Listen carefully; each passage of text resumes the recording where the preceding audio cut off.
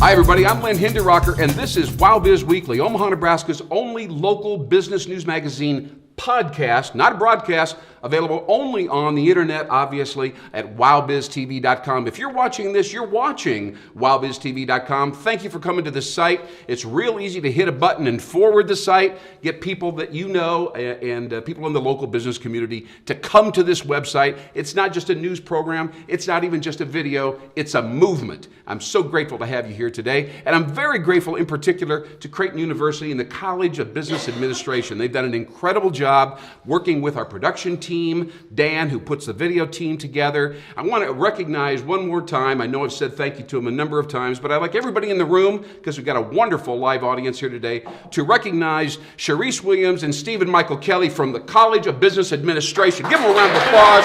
Yeah! Absolutely. Absolutely. Put a ton of effort and time into this thing, and I so appreciate it. We've got 3 guests for you today, very diverse. This is an eclectic show. We're going to cover a lot of ground rapidly, and I hope that you'll stick with us all the way. But as you know, you're watching us on a video player, so you can easily move the little control bar at the bottom of the video player and move forward or backwards. You don't want to really skip any of our guests, but you'll have the opportunity to move around within the show as much as you'd like. My first guest today is Susan Thomas. She's the executive director of the Omaha Creative Institute. Here she comes. Hello. How are you, dear? It's great to see you. morning. My pleasure to have you here. And it's no accident that you're here, by the way, because I believe, personally, that creativity is the single most important dimension or aspect of business today, especially in 2012, 2013, as the world is kind of ramping up and coming out of this recessionary malaise. So tell me a little bit about your background and what your take on creativity in business really is. Well, my background is I worked on Wall Street when I got out of college in sales and trading. I got an MBA from Harvard. I worked on Wall Street for another long period of time. And after about 20 years of financial services marketing, I worked at Ogilvy and Mather on the American Express account. Now we're talking. So you got Harvard and Ogilvy and Mather. You got it right there. As far as I'm concerned, you got plenty of street cred. I grew up in Nebraska. But then, and what really made a difference in my career was I was willing to take risks, or some people thought it was folly, if I saw an opportunity to go with it and not to, I worked at places like Merrill Lynch. People at Merrill Lynch worked at Merrill Lynch for their entire lives. They took, they'd go 2 steps at a time, every 2 years, a different job. I'd see something and I'd go off and do it. And at this point in my career, when I'm fortunate enough to run Omaha Creative Institute, I know that I am where I am because I took those chances when I was young. All right. And it doesn't mean you need to be brash, and although you do need to be bold. And when you need to be brash, do that. But Outstanding. Well, let's talk about an application of creativity and as it relates to innovation. Let's just get that out of the way, because people will say, I don't care about creativity. I just want to make some profit and grind out the business.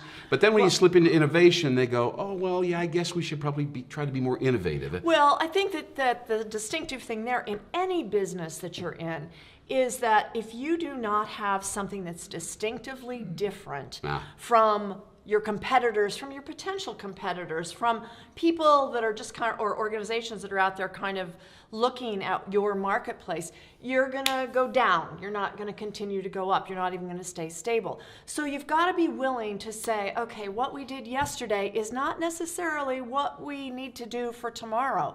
And that sort of creative thinking, which is often done these days in business planning sessions called decision accelerators, where it's like boom, boom, boom, what are the 10 things we could do? What are the 6 things where we're better than others? What are the 3 things we can really spend our time on?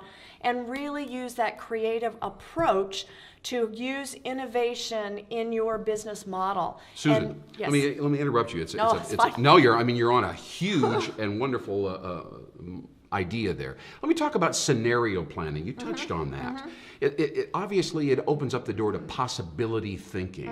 What could happen if this and this happened? Right. And tell me a little bit about that. How important is that? How difficult is that? A lot of people say, "Geez, I can't look into the future. I mean, how would I know?" Well, it is actually based in a very traditional business analytical model which is where you look at the, you've got 4 possibilities. If this, then this, or this. If this. And it helps you come to a decision of where you should put your resources, where you should put your strongest person power. And so possibilities have to be in what you're thinking about all the time.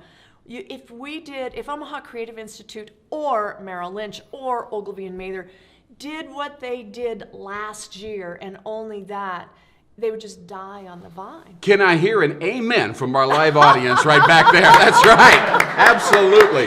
Absolutely. Thank you so much for sharing this with me. Let's talk a little bit about teamwork as we begin to wrap up here. What does creativity have to do with teamwork and people being interdependent and getting something done together? I've seen so many committees kind of devolve to the lowest common denominator. It's like, well, Harry doesn't get it, so we're going to have a couple more meetings before he gets it. Tell me how creativity can infuse those kinds of situations. I think that we have had the great opportunity to work with some of our largest local successful businesses here with specific teams from ConAgra, from Hy-Vee, from First National Bank, and they are groups of people with disparate points of view, with disparate backgrounds, and they have their managers have the foresight to recognize that if we can bring everybody together and not just do a planning session, bring them together, do glass blowing. No kidding. Teach them all how to play the ukulele. We were talking about business here for a second, and now we're talking about learning the ukulele. Are you serious? Well, because if you're okay, so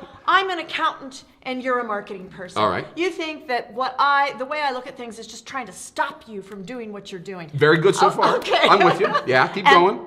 So let's go blow glasses. Let's go blow glass today. I see. What we do, we realize that people have different strengths. People have different ways of looking at every process, every opportunity that you have, and that whole environment of team building can really help back in the office when you are working on your more typical day-to-day event, because you get to know people differently and you get to see their strengths and weaknesses differently. In a different context. In a different context, which can be applied to your day-to-day work life. By the way, that leads us to this highly innovative environment that we're in today, right? Oh, we are. The Halo Institute and the Mastercraft building here in Omaha, just on North 13th Street. We invite you to join us at the next taping, by the way, which happens to take place October 12th, 8 a.m. sharp. We got the rooms full of bright Creighton business students. Thank you so much for joining us, Susan Thomas. Thank you, Lynn. From the Omaha Creative Institute. And where are you located exactly again? Close by, 1516 Cummings Street, which is the tip-top building. A lot of Creighton students live in those condos up there. And we have a workspace within Alley Pointer Maquetto architecture. Oh, sure. They have creative collaborators. There are 5 small business or organizational entities that work in there that are sort of invited to rent space, basically. But it means that we're a small group of 5. And there are 45 or 50 architects and interior designers in there. And we get that vibe while we're doing what we do. And they, likewise get to the energy and the different kinds of ideas that come from our side. Okay. So, all right. Susan Thomas, how about a round of applause for Susan Thomas? The Omaha Creative Institute, thank you so much. We'll be right back with Wowbiz Weekly, ladies and gentlemen. Stay tuned, it gets better.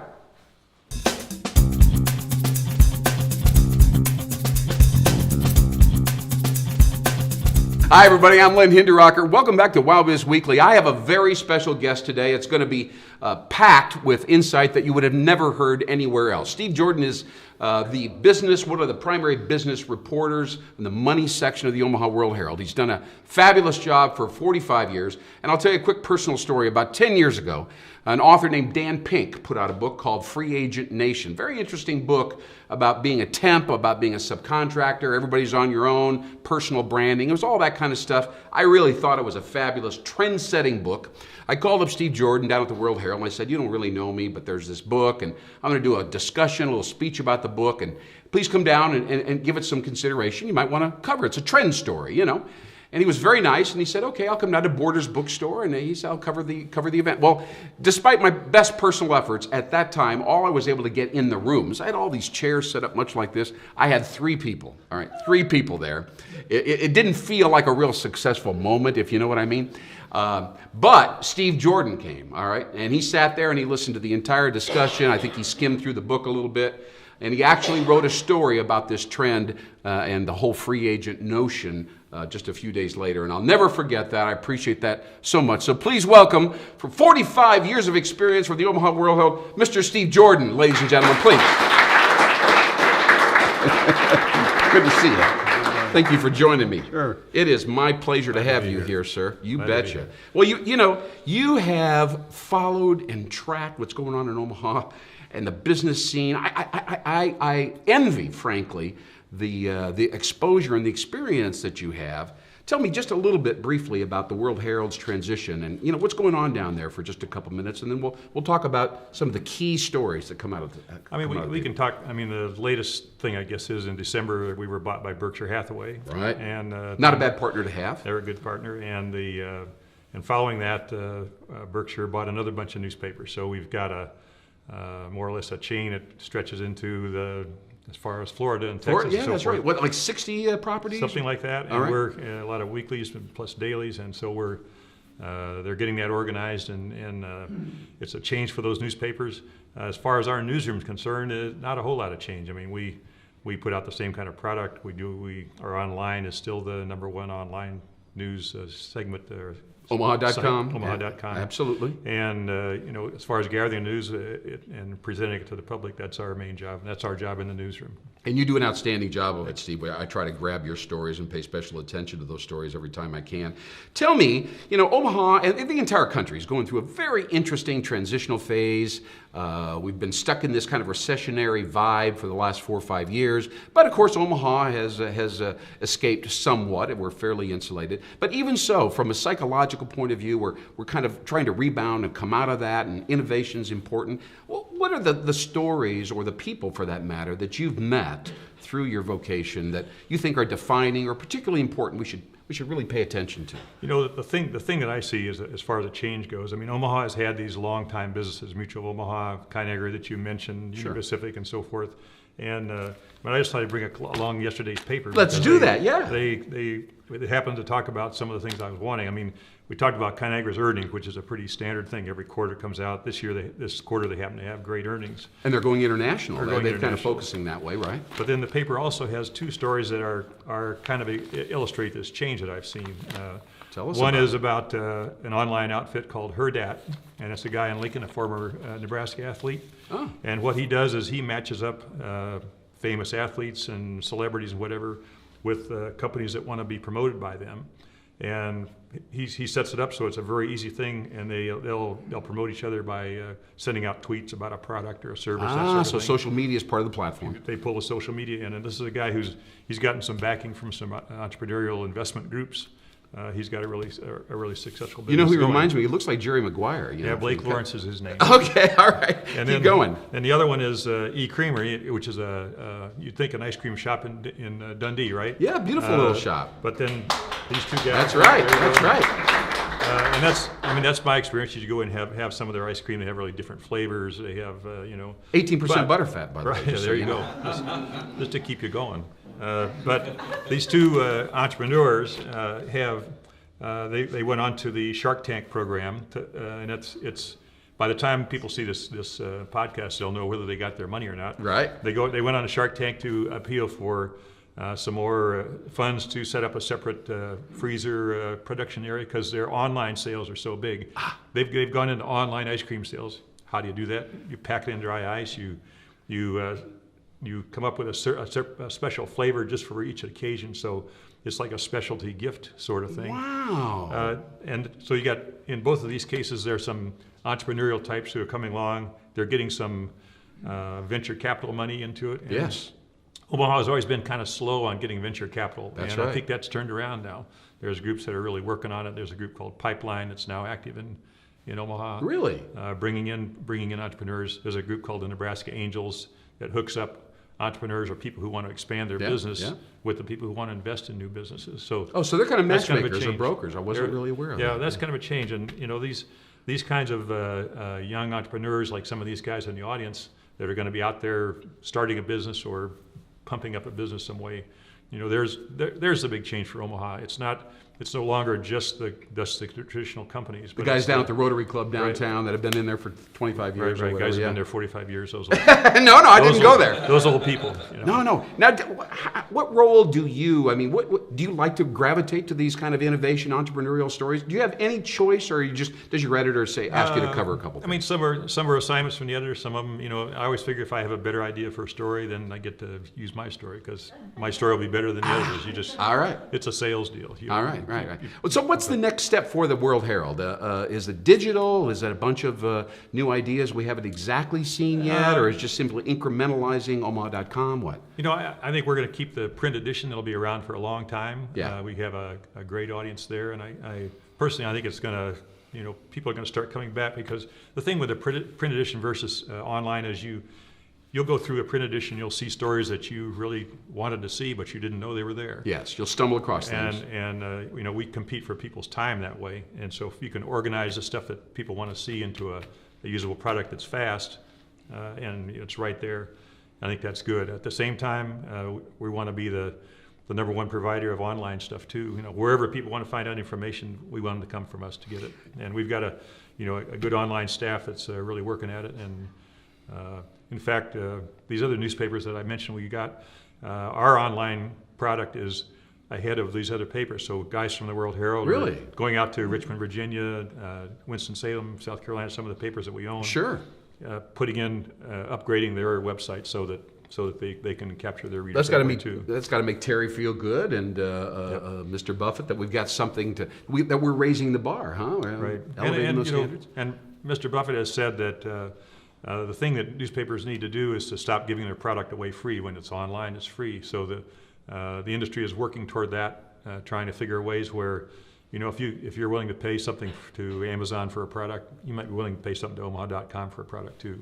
And we got to unlock that conundrum. Make it part of it. That's a big deal, isn't it? It's a big difference, and we'll see how it turns out. All right. Well, Steve Jordan with the Omaha World Herald has laid it down for us, ladies and gentlemen. He wants more of you and the stories that will come out of your Gen Y generation. Thanks so much for joining us, Steve Jordan from the Omaha World Herald.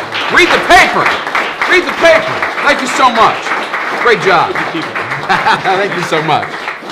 All right, we'll be right back with Wowbiz Weekly and our next guest, talking about entrepreneurs. I'm going to introduce you to two entrepreneurs that are thinking big when it comes to staffing and bringing talent into their operation. We'll be right back. Thanks so very much.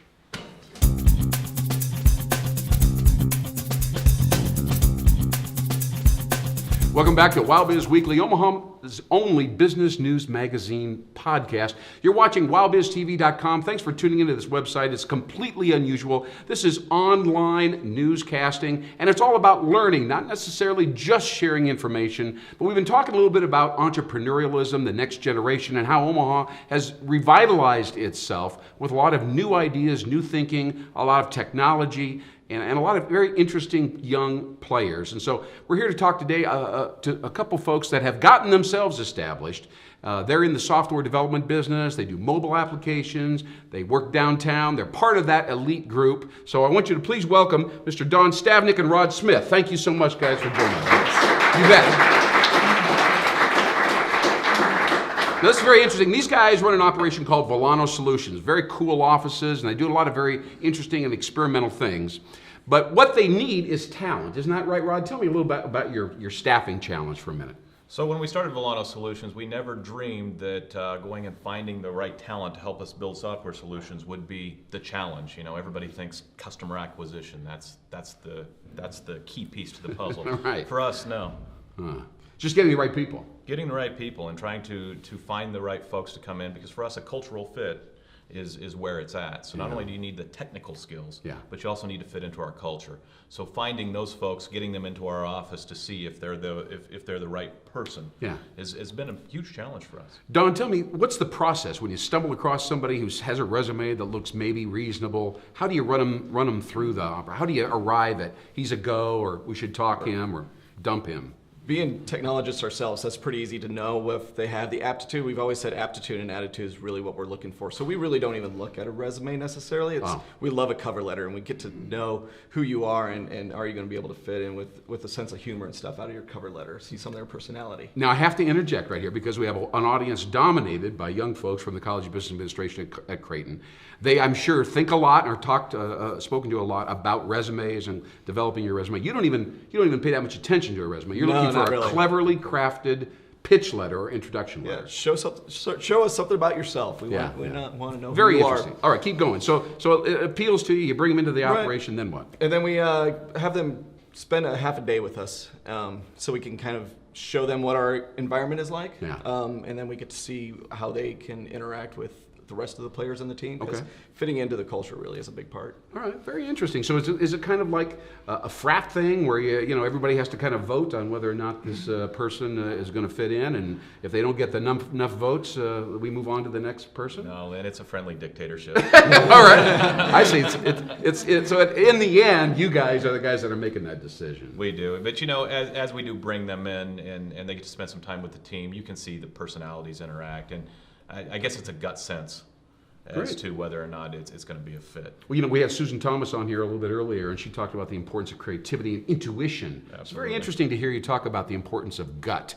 Anyway, so what I heard about through the social media channels is that you're offering a straight-out, hefty, generous financial incentive to get the right person in the door. Tell me about that, Don. So finding the right people has been tough for us. So we've really had to become creative about how we're doing that. Whether that's the job crawl that was offered here at the Mastercraft a couple weeks ago, we were part of that, and that was great to find some young Did it talent. uncover a few things? Yeah? Oh yeah, definitely. Okay. Definitely. It's good to talk to the students and know as they're graduating and coming down the pipeline looking for jobs that we will be maybe on their mind.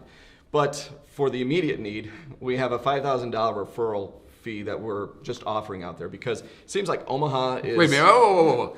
$5,000? $5,000. All right. Yep. Well, that's let's shut the show down for a moment. I might know somebody in a Rolodex. Go ahead. I'm sorry. So Omaha seems to be full of recruiters.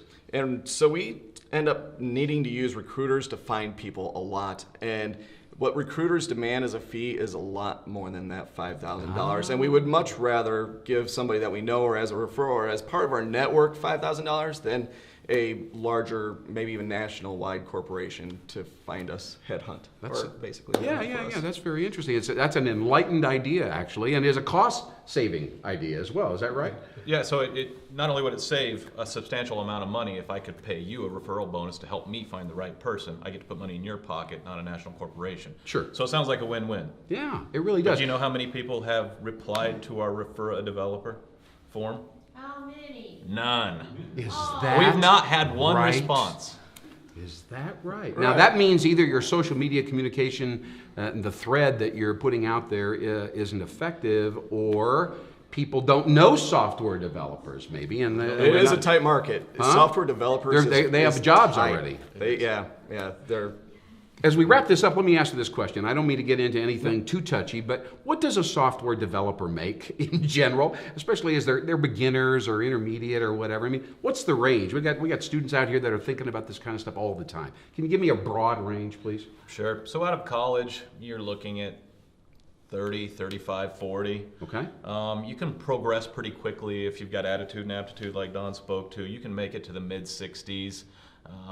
Okay. In a few years. All right. If you really devote yourself and you love software development, and that's a key. It really is. As you progress into your senior roles as a developer, 85, 90 is not unheard of. And then if it's from there, if you can manage a team, it goes up from there. I see. And I know that you develop applications, all right? This is, we've had a number of conversations that are strategic and exploratory in nature, Don. And we look at emerging situations, right? And then we say, gee, is there some way that an application could be created that would solve that problem, right? Or bridge the gap or whatever. So I imagine a system developer who could think along those lines kind of strategically rather than just from a technical perspective. Would that be a good thing? Yeah, so one of the reasons why it's so tough for us to find people is that we were looking for people that are creative and strategic and have a big picture point of view and can talk in front of people and work at a whiteboard in front of a room full of clients and CEOs. There you go. And also have a sense of humor so that our culture in our office is still kept up. Kept light. So it's a lot of things that we're asking for, and we have high expectations, Rod and myself, of productivity and the level of people that we bring on board. Fabulous. Well, Rod and Don, thank you for joining me on Wowbiz Weekly. We're going to do our best to get the word out there, see if we can't help you attract some high-quality talent. Obviously, Creighton's not a bad place to be messaging and connected with people. They might know some people down the road that can be of some service to you. So we're going to check back with Volano Solutions in a few months and see how things are unfolding. Meanwhile, thanks for joining me on Wowbiz Weekly. Ladies and gentlemen, say thank you. That's it. My pleasure to have you guys. All right, thank you so much for joining me today. This is our first version of Wowbiz Weekly in the 2012 season. We think it's been outstanding. Again, we want to give some credit to the students, Stephen Michael Kelly, Sharice Williams, the whole team working with Dean Tony Hendrickson. It's been a great show. We got another show coming right up. We'll see you soon. Thanks for watching us on WowBizTV.com. I'm Lynn Hinderaker. We'll see you soon.